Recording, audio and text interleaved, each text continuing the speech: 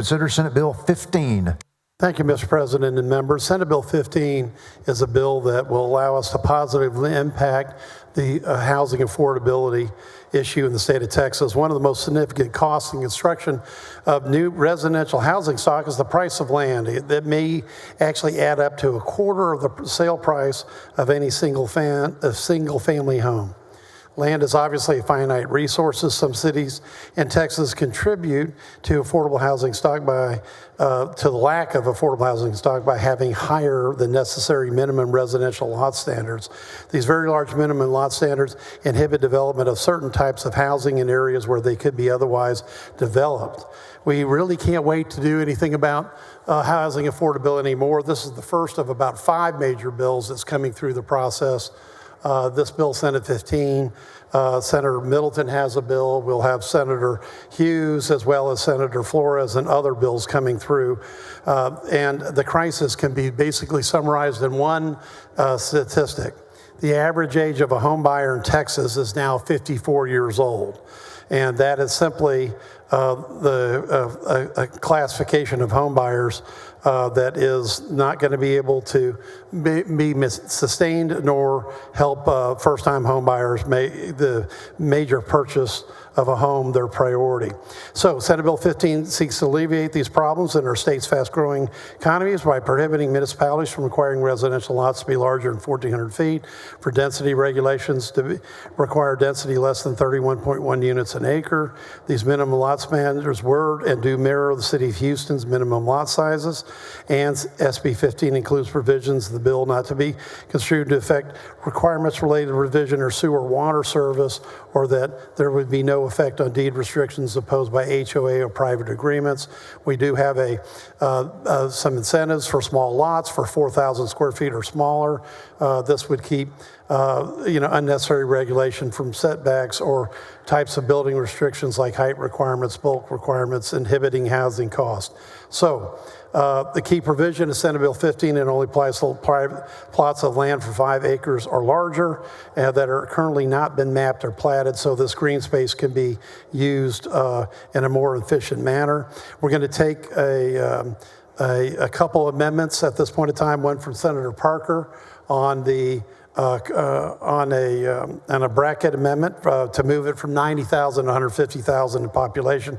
And also Senator Menendez has one on the rechargeable area of the aquifer in San Antonio. So with that, Mr. President and members, I move suspension of the regular order of business to take up and consider Senate Bill 15. Senator Schwartner, for what purpose? To ask the questions of the author, please. Do you yield, Senator Betancourt? Certainly. You recognize Senator Schwartner. Right. Thank you, Mr. President. Thank you, Senator Betancourt. We've had some discussions about certain provisions of this legislation. I just wanted to understand more fully and get it out in the air regarding some specific concerns that have been brought to me by various individuals, including municipal leaders in my district.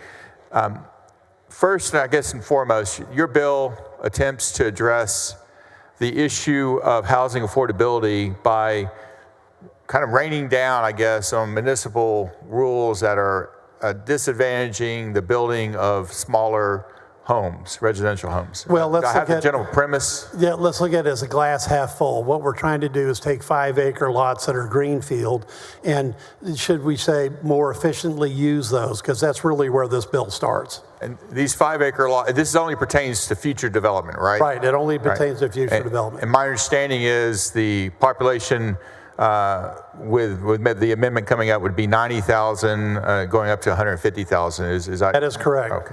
Okay.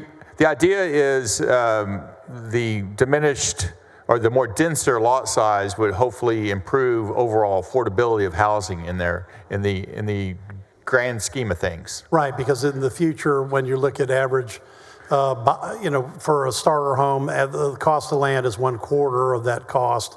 So we think that this will help out dramatically for, especially in the urban areas we're talking about, because at 150,000, we're really talking about the urban areas in the state. Right.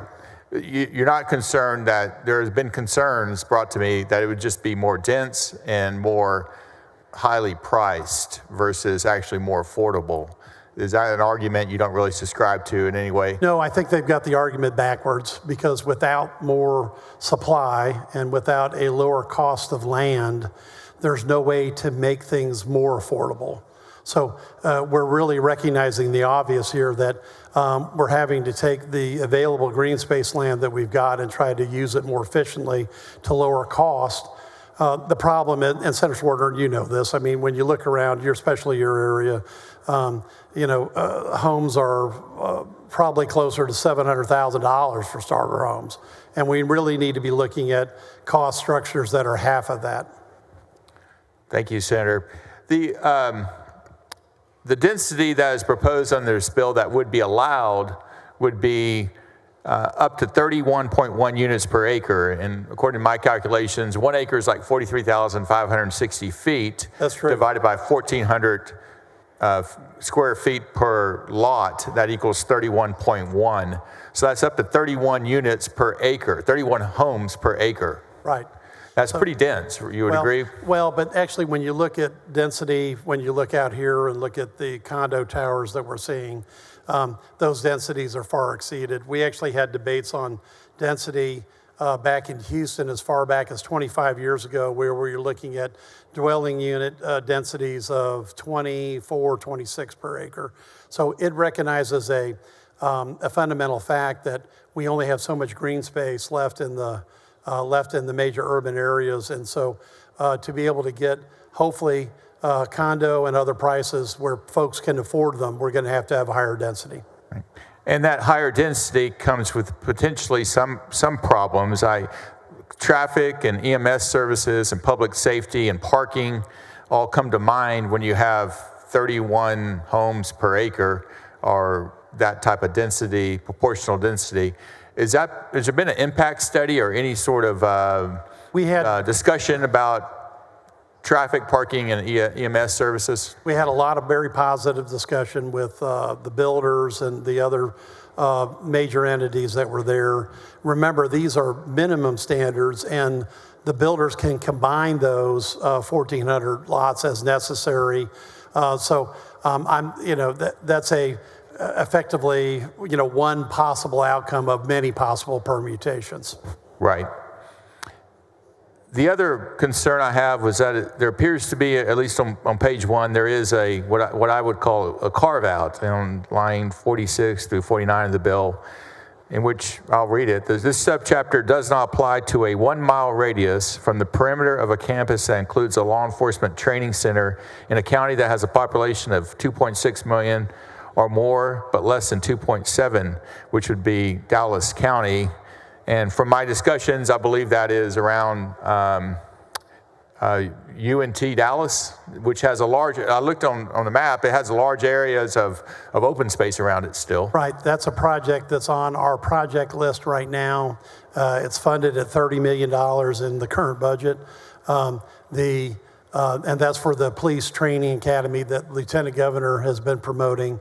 And so that's to make sure that we don't override that project that we've already committed to, at least from the President of the Senate, and now at least with the Finance Committee. What do you mean by override that project? I don't understand. If we have a dense populated residential, what does it do to the training center that is disadvantaging it? Well, the training center is obviously going to be more sprawling, okay, because it's not designed to be a dense residential unit, so that area itself needs to be exempt so that it doesn't have a density dwelling per acre that the police academy won't be able to support. So the exemptions in the bill that you believe should come off the floor would be a population in a municipality that is more than 150,000 once it's amended on the floor. Right. Or in a county that is wholly or partly located in a county with a population of more than 300,000, or in this 1 mile radius around this law enforcement training area in the county, Dallas County, essentially. Right, that's correct. Those are the three. Well, no, there's actually one more. We have a specific. Who else are we exempting? Well, recharge of the actual aquifer zone. It's a small area. We've already mapped it out.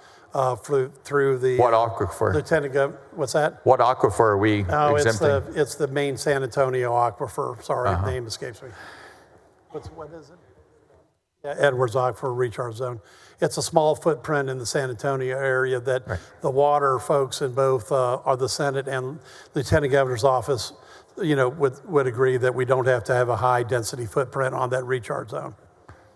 Right. But other areas of the state that are outside those counties and outside those municipality bounds or that 1 mile radius or the aquifer zone can, in the bill's intent is to allow for high density residential building of up to 31 units per acre. Sure. With frontal, the wider than 20 feet. So 20 feet is mainly from here, me to you. That'd be the front, but that'd be the width of the front of the residence home. But that's an or, so it's Or.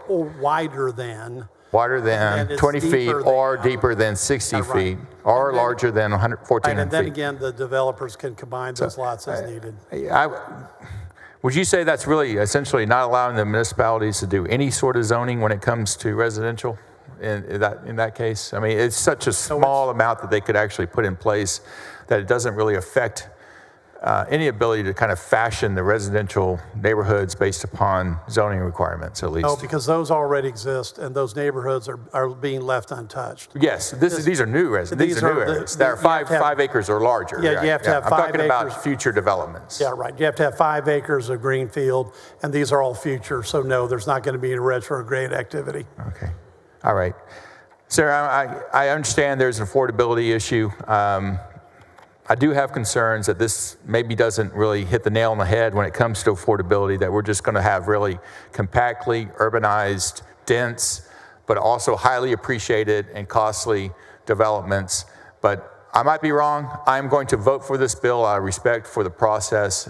The concerns I raised are real to my heart regarding what we're doing, restraining municipal jurisdiction over the zoning that they have historically encouraged. There is carve-outs, some of which apply obviously to my municipalities, to my counties, but I still feel this bill might be a step too far, although I am willing to vote for it today out of respect to yourself and the others on the committee. Well, and thanks, Senator Ford, because I hope you're willing to vote for it tomorrow. and tomorrow. All right. All right. Thank you, Senator. Thank you. Senator Hinojosa of Hidalgo, for what purpose? Senator Betancourt yield for a couple of questions. Sure. You yield, Senator Betancourt. Thank you, Mr. President. And quite frankly, I couldn't ask Senator better Hinojosa, questions. you're recognized. I apologize, Mr. President. I couldn't ask better questions than Senator Schwartner, but I am really concerned about taking away zoning authority from cities, especially when they have military bases or they have industrial parks. How do we deal with that? And Senator, let me make sure that there's not a misunderstanding. Whatever's zoned residential is still residential. Whatever's zoned commercial is still zoned commercial. Whatever's zoned industrial is still zoned industrial. What this does is just provide for a more compact use of that zoning that's already existing for residential. You would have the ability to take 5-acre lots that are currently greenfield. This doesn't go backward on existing subdivisions, and the developers would have more options to make a higher density and therefore a lower cost on a dwelling unit per acre.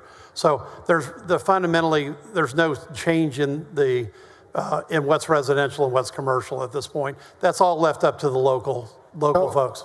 So a developer, for example, could have lots that are bigger than the ones Senate Bill 15 restricts the city to.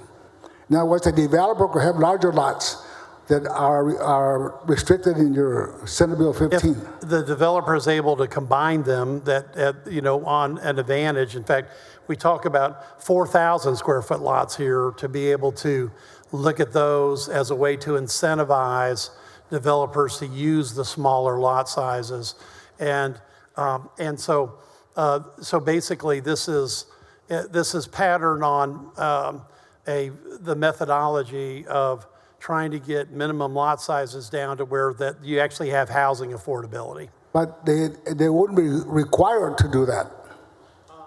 Right, this will be the minimum lot size that will be set up, okay? And but the language is designed to be, it can be 20 feet or more, or 60 feet or more. So that's how there gives some initial flexibility in those lot sizes.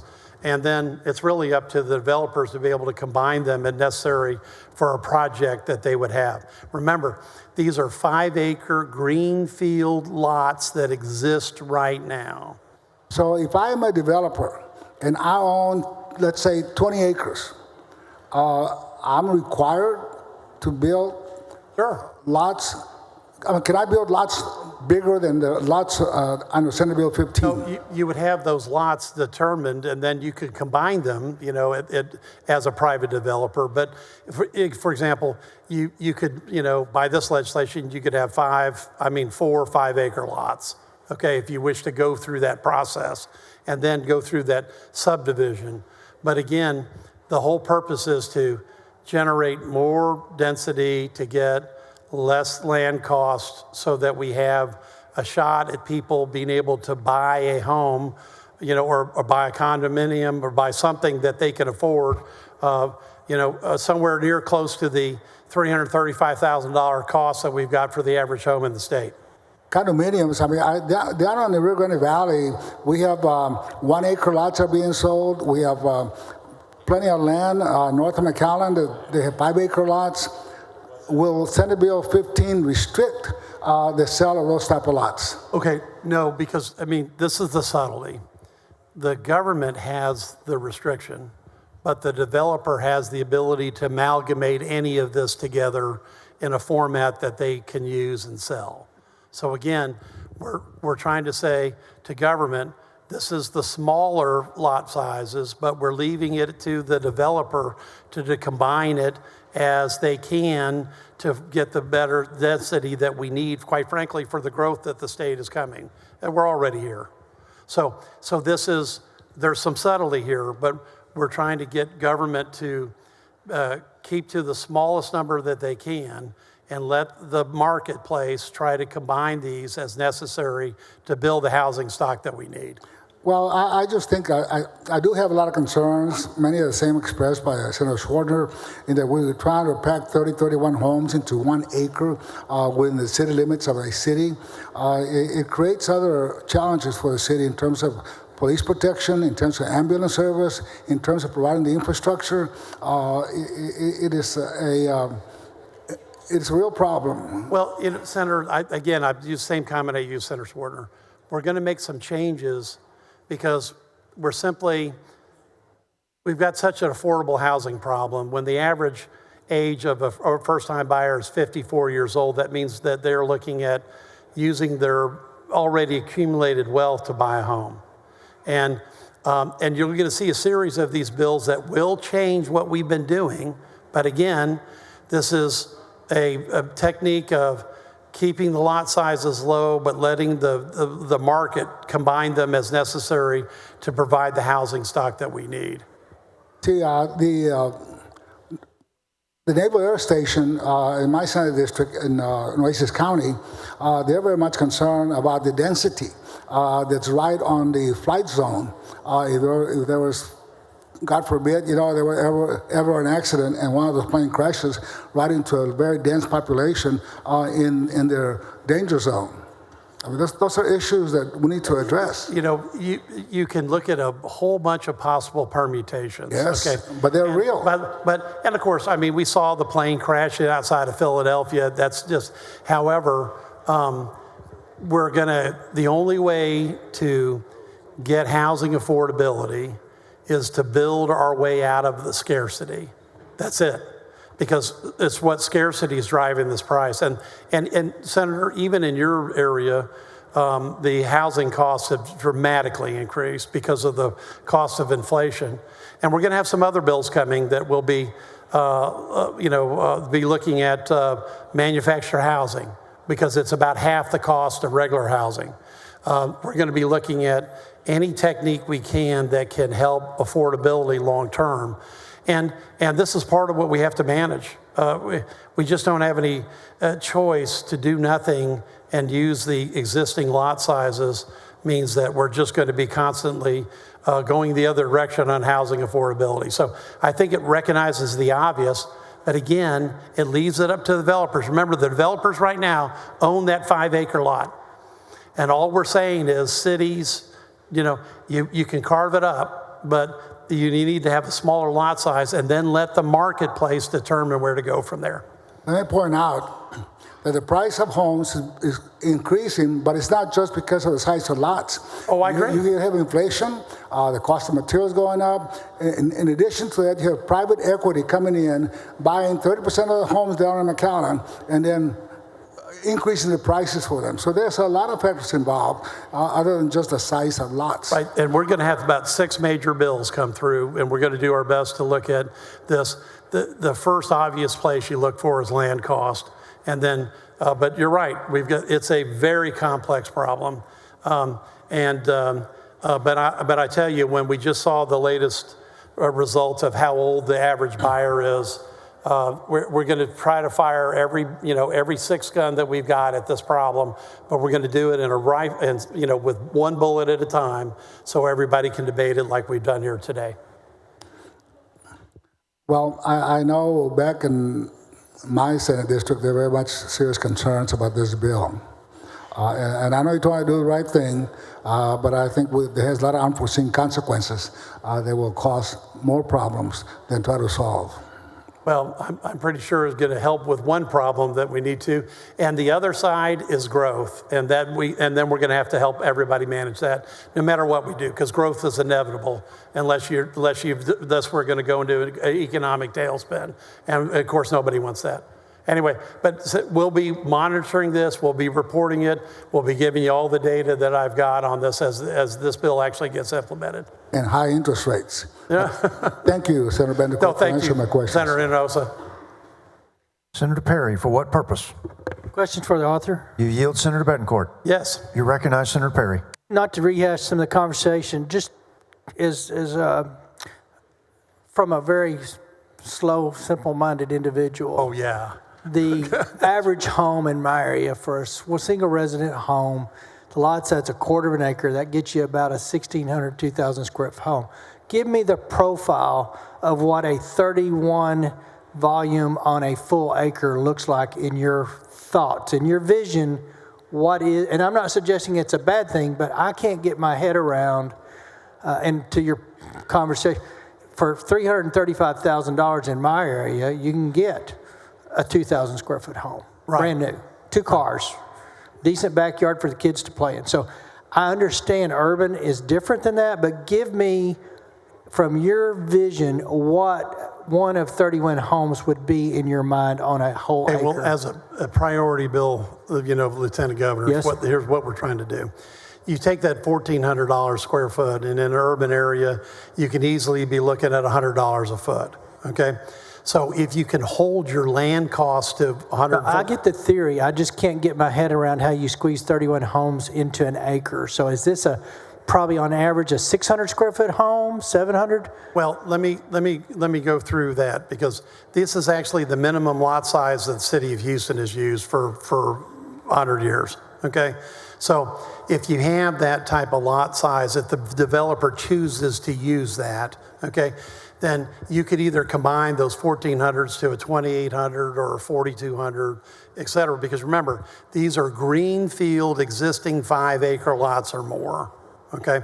So what we're trying to do is get government out of the way of telling the developer what to do with the options that are available, and then let the developer take those minimum lot sizes and combine them as necessary. So as a developer, back in my early years, I had 80 homes put on 20 acres. Okay. Nice homes, but just single family residents. And at the time, it's been a few years back, but I just know how compressed that gets pretty quickly. What I'm trying to get to is, and I'm not opposed to it. If you tell me it's a tiny home, Perry, then okay, if people want to buy tiny homes. I guess what I'm hearing you say is currently the city does not allow that process. Well, so you're saying it would be a developer's option going forward? Well, it would be a developer option to do it. And remember, if you're looking at a townhome, okay, if you had 1,400 square feet of actual ground, yeah, you could build a dwelling, per acre. Certainly you could build up, because there's another advantage to this. You can build up. You can build up. Now, see, because we're only talking about a one-dimensional surface, but actually these are three-dimensional problems. So again, it's an option to keep get density up higher in the urban areas, because we're really talking about, we had 33 cities on it. We're now probably, we're less than half of that number. So it's only the very few top cities that we're talking about now. Well, I'm with Chairman Swertner, and it's because my world doesn't look like that. I know. And I guess as long as you're not forcing that conversation, but it's still a developer's option. If the market says people want to live in 300 square foot homes, I'm okay with that. Right. But I think the other issues around EMSs, and I'll give you an example. Even in Lubbock, Texas, we had a development. These were $1 million homes. They're really cool design, community park, the streets are so narrow that if there's a fire, you're a 50-50.